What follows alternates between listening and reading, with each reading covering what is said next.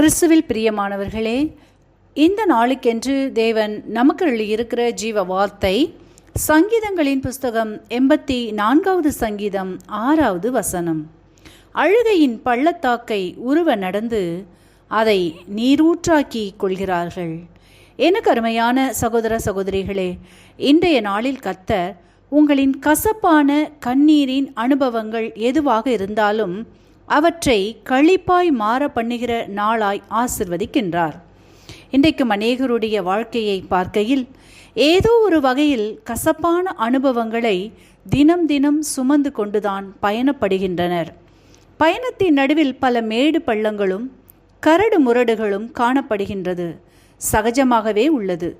கசப்பான பயணத்தில் பாதைகள் வேறு வேறாக இருந்தாலும் கண்ணீரின் அனுபவங்கள் ஒன்றுதான். சிலருக்கு குடும்ப உறவுகளில், சரீரத்தில் என்றும், சிலருக்கோ பொருளாதாரத்தில், பிள்ளைகளை குறித்ததில் என்றும், வேறு சிலருக்கோ எதிர்கால வாழ்க்கையை குறித்து என்று காணப்படுகின்றது. இன்றைக்கு கர்த்தர் சொல்லுகிறார், உங்களின் இந்த அழுகையின் பள்ளத்தாக்குகள் எல்லாம் நீரூற்றுகளாய் மாற்றுவேன் என்று. இனி நீ அழுது கொண்டிராய் என்றும் வாக்கு பண்ணி ஆசிர்வதிக்கின்றார். ஆகவே இன்றைக்கு இந்த வார்த்தையை கேட்கிற நீங்கள் விசுவாசிப்பீர்களானால் உங்களின் கண்ணீரின் அனுபவங்கள் மாறும், களிப்புண்டாகும். இன்றைக்கும் நாம் வேதத்திலிருந்து அழுகையின் பள்ளத்தாக்கின் அனுபவங்களை கர்த்தர் எவ்வாறு ஆசீர்வாதமாக மாற்றினார் என்பதை குறித்து தியானிப்போம். பார்க்கலாம். 1 சாமுவேலின் புஸ்தகத்தை நாம் 1வது அதிகாரத்தை வாசிக்கையில் அங்கே அன்னாளை குறித்து பார்ப்போமானால், அன்னாள் நீண்ட நாட்களாய் பிள்ளை இல்லாது இருந்தாள்.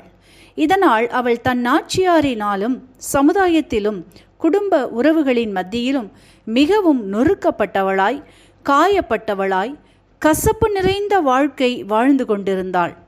ஆனாலும் அவள் கர்த்தரை தேடுவதையும் நம்பிக்கையையும் உறுதியான விசுவாசத்தையும் விடாதவளாய் வருடந்தோறும் கர்த்தரின் சமூகத்திற்கு, ஆலயத்திற்கு சென்று மிகவும் மனம் கசந்து கர்த்தரை நோக்கி விண்ணப்பம் பண்ணி அழுது வந்தாள். கர்த்தர் அன்னாளின் கண்ணீரை கண்டார், பதில் கொடுத்தார். சாமுவேல் என்னும் தீர்க்கதரிசியை தான் முதல் பெயர்சபா வரையில் பிரசித்தம் பெறும்படியாய் ஆசிர்வதித்து கொடுத்தார். சாமுவேலினால் இஸ்ரவேலரின் ராஜ்யங்கள் நிலை பெற்றது என்பதையும் வாசித்தருகின்றோம். இன்றைக்கும் உங்களின் வாழ்க்கையிலும் கூட இப்படிப்பட்ட கசப்பான அனுபவங்களுடனும் உங்களை சுற்றி காணப்படுகின்ற சூழ்நிலைகள் உங்களை காயப்படுத்தியும் கட்டுப்படுத்தியும் வைத்திருக்கிறதே என்றும், தெய்வ சமூகத்தில் அனுதினமும் கண்ணீர் வடிக்கிறேனே, என் கண்ணீருக்கு பதில் என்றைக்கு என்று காத்திருக்கிறவர்களே, கர்த்தர் உங்களின் கண்ணீரின் அனுபவங்களை இன்றைக்கு மாற்றுகின்றார், பதில் கொடுக்கின்றார்.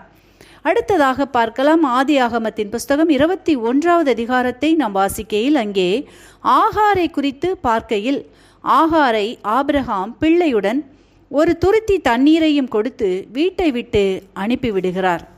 ஆகாரோ பெயர்சபா வனாந்தரத்திலே அலைந்து திரிகிறாள். தண்ணீர் செலவழிந்த பின்பு கர்த்தரிடத்தில் அழுகிறாள், தன் பிள்ளை சாகிறதை நான் பார்க்க மாட்டேன் என்று. அப்பொழுது கர்த்தர் பிள்ளையின் சத்தத்தையும் ஆகாரின் அழுகுரலையும் கேட்டு பதில் செய்கிறார். ஜீவ நீரூற்றை வனாந்தரத்திலே உண்டு பண்ணுகின்றார்.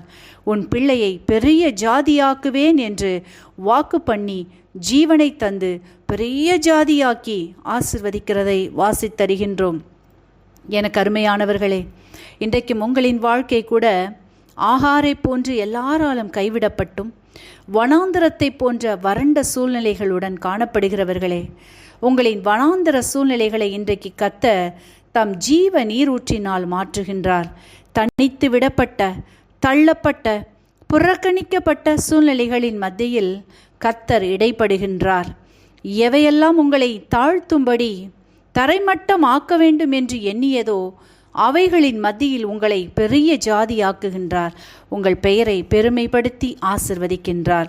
இன்றைக்கும் இந்த வார்த்தைகளை விசுவாசிப்பீர்களானால் உங்களின் அழுகையின் பள்ளத்தாக்குகளையும் களிப்பாக மாற்றி ஆசிர்வதிப்பார். இன்றைக்கும் இந்த வார்த்தைகளை கேட்டுக்கொண்டு இருக்கிற உங்களில் யாரேனும் உங்களின் பாவங்களுக்காக கல்வாரி சிலுவையில் மறித்து உயிர்த்தெழுந்த இயேசுவை அறியாமலும் விசுவாசியாமலும் இருப்பீர்களானால் இன்றைக்கு உங்களை ஒப்புக்கொடுங்கள், விசுவாசியுங்கள். இயேசு உங்களின் சூழ்நிலைகளையும் மாற்றி விடுவித்து வாழ வைப்பார், ஆசீர்வதிப்பார். இந்த வார்த்தைகள் மூலமாக கர்த்தர் இன்று உங்களை ஆசீர்வதிப்பாராக. ஆமென்.